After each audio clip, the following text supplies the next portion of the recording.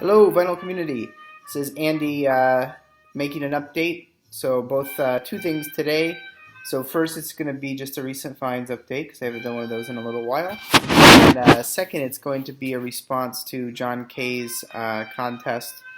So congrats! I just started subscribing to JohnK recently because I saw a lot of my others, the other channels that I subscribed to, had been doing this contest.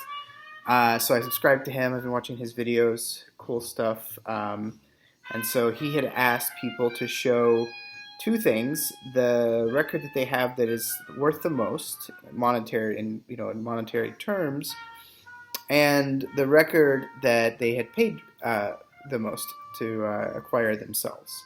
And what's wonderful for us is that often those things aren't the same thing, and often we only pay a lot for things that have really more than monetary value to us personally.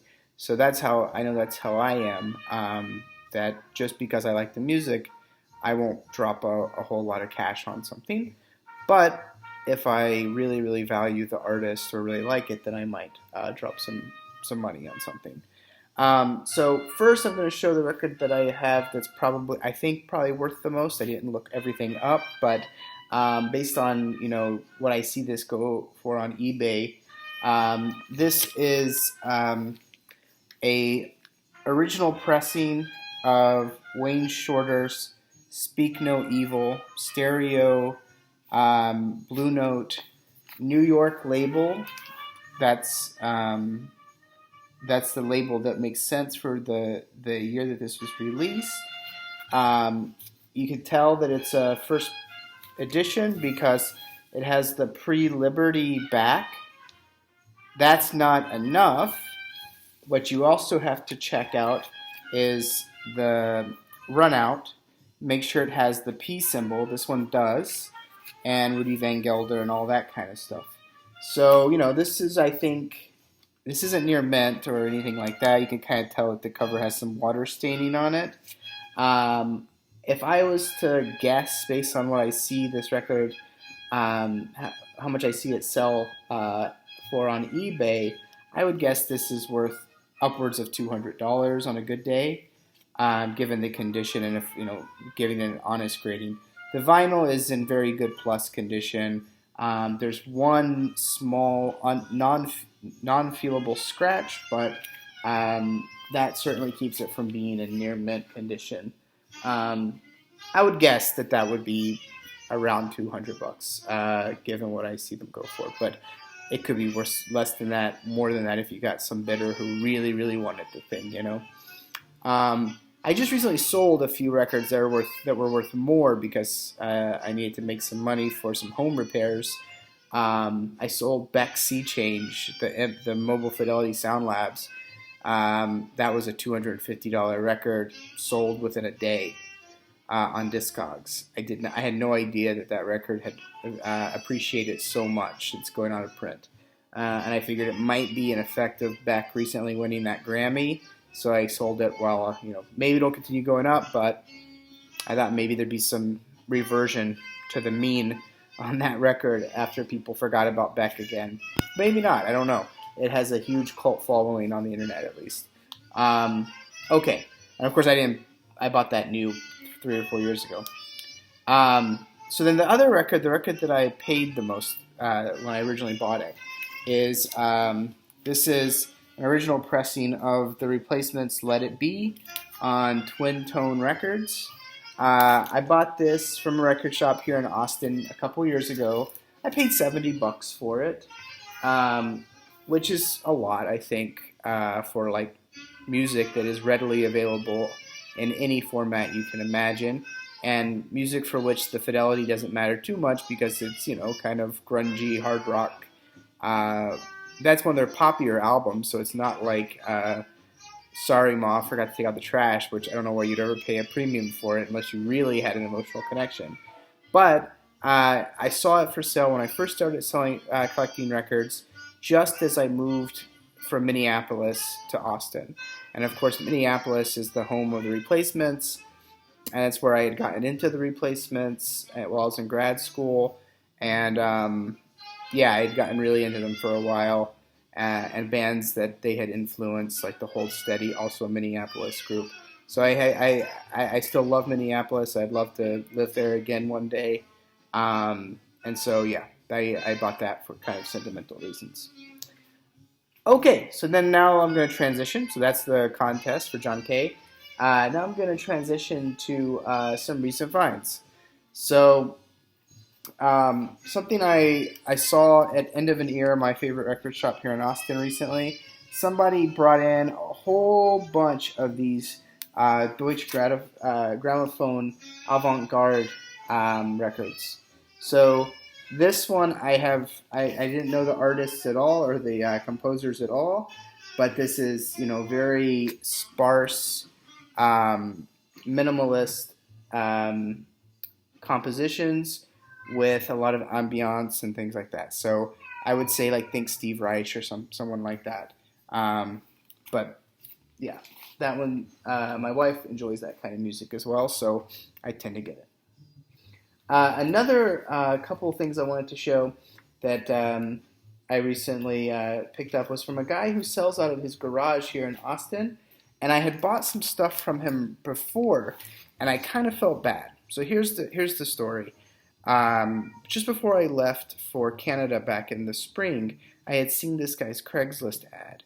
And I emailed him. I said, "Do you have any jazz, 50, 60 stuff?" He says, "I probably do. I have 1,000, 2,000 records in my garage I'm selling." And so I just went out there. But I only had 20 minutes. And I figured if he had a bunch of stuff I liked, I would go to an ATM and grab serious cash and come back and buy it from him. So I get there. He doesn't have anything I really like, but I'm flipping through one box, and I came across Horace Silver. I can't remember which one. So a Horace Silver record, Larry Young's Unity, which I may have shown before, mono second pressing of that, but with New York label still, and at least 3 other Blue Notes that I was very interested to take off his hands. And so I said, yeah, I like these. They weren't in the best condition, but they were certainly going to be listenable once I washed them and cleaned them up. And he said, okay, well, how about $2 a piece? And that's already amazing deal for these records. And I said, okay, well, let me go to the ATM. I didn't bring in cash. And he goes, well, I don't want to wait. How much do you have? I had literally $1. So he gave me 5 Blue Note second pressings. None of them were had the ear, but very, very nice or very valuable records. 5 of them for $1. I only kept 2 of them. The others, I ended up finding better copies, so I sold, and I made money off of it, so I felt bad about that. So I went back when I got home, and I figured he wouldn't have anything else I was really after, but I looked through, and so the 2 that I found this copy of, this is Grant Green with Larry Young and Elvin Jones talking about. This is pretty beat. It's mono, luckily, so when I play it with a mono cartridge, it tends to sound okay. This one actually is an original pressing. It's got the New York label, if you can see that, New York label, and it has the ear, and it even had the original 26 years of Blue Note inner sleeve, and not in pretty, it's torn, but those are always cool to get. And when it's 25 or 26 years, it's going to have the ear unless they've done something sneaky, because that would have been before the sale to Liberty. So if you see 25, 26, or no date on those, that's a good sign that you got an original. 27, it could be an original, it could not be. That's exactly when they sold to Liberty, so you got to check the run out. And then the other one that he had that I picked up from him was this just Ray Charles. What I say, my wife loves Ray Charles, and that's an early mono of that. I don't know if that had an earlier Atlantic label or not, but I like that record a lot. So I gave him more than those 2 were worth to try to make up a little bit for the amazing deal that he had given me before. So those are a few of them, and then let me just go through a few really quickly. On eBay, I had scored a few Andrew Hills from a seller out in Hawaii, and it took him about a month and a half to get them here because I had him send them by media mail. So this is a stereo Compulsion. Andrew Hill, this is pretty avant-garde, but kind of soul, not soul jazz, has like a lot of African rhythmic stuff going on. It's got a number of drummers, or percussionists rather, on it. I also got Andrew Hill, Point of Departure. These are both New York labels. I don't think the Point of Departure is the earliest. I think you can get that before the sale to Liberty, but I think the Compulsion is the earliest. The Point of Departure is mono.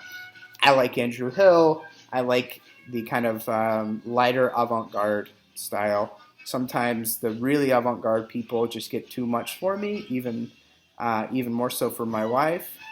Andrew Hill, the Wayne Shorter stuff, these guys, the sort of people who are poking their toes beyond hard bop into avant-garde, that's really a sweet spot, in my opinion, for enjoyable but adventurous and challenging listens. Other stuff I've grabbed recently, just really quickly. Archie Shepp, Magic of the JuJu. This is another end of an era pickup. This is a first pressing on Impulse. Speaking of Wayne Shorter, Supernova. I had not actually listened to this. I thought it was going to be Fusion, given the people on it, because it's got John McLaughlin on it, Jack DeJohnette, Chick Corea. I thought it was going to be Fusion. It's actually pretty out. It's pretty out there. I would not call it, from what I've listened to, I've only listened to the first side, I would not call it Fusion in the sense of like the Miles stuff from that era. Another eBay grab, the Twister on Prestige. This is a Gene Ammons record, but it's got Idris Suleiman on trumpet. It's got Jackie on alto. It's got Kenny Burrell on guitar and Mal Waldron on piano. If I see Mal on anything, I grab it. I love the guy. Speaking of Mal, another eBay grab. Finally got a price on this I was willing to pay. The Quest with Dolphy and Booker Irvin. This is not the New Jazz label. This is a later pressing on the Prestige Trident label, but I love this album, and it sounds pretty good. It's not in the best shape, but it sounds pretty good. And then finally, another one that my wife really loves. I grabbed this from the record shop from my hometown that I like a lot. This is Best of Sam Cooke. This has all of his classics. You Send Me, Only 16, Chain Gang. This is classic soul R&B stuff. So that's an amazing record. If you see that, you got to get it. All right, I'm sure there's a bunch of stuff that I've grabbed recently that I'm forgetting, but those are the ones that I was the most excited about, and I was really pumped to enter this contest, and I've been really pumped to check out JohnK's channel. So I'll keep watching. Hopefully you guys keep watching my stuff, and I will keep you up to date. Bye.